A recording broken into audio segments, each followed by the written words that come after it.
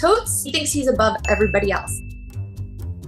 He just thinks that everybody else is like a peasant to him.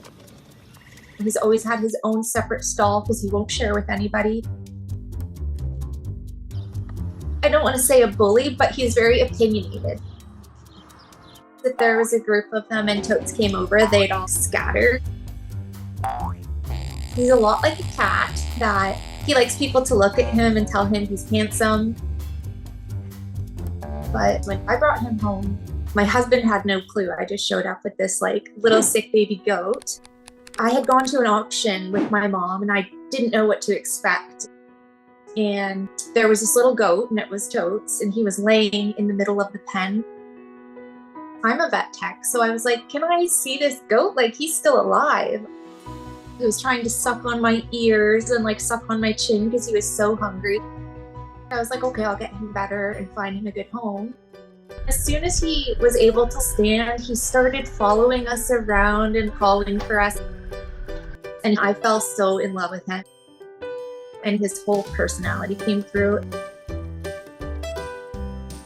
He would just try to play with the dogs and cats. Anything he thought he could play with was his best friend. But then every night we'd go down and check on the animals. And he had somehow jumped over a 4.5-foot wall into a locked stall. When I found him, his one leg was shattered.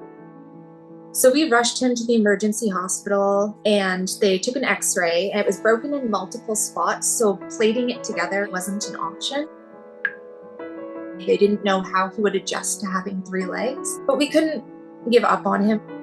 He was in the hospital for almost 3 weeks. Then he got to come home to continue his physio.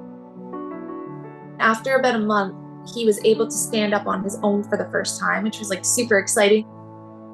What are you doing? Look at you. And then a few weeks after that, he learned how to kind of hop and take a step with that front leg. That was kind of the point where we were like, he's gonna be okay. He's doing way better than any of the vets thought he would. If anything, he thinks that he is even more important and more special now.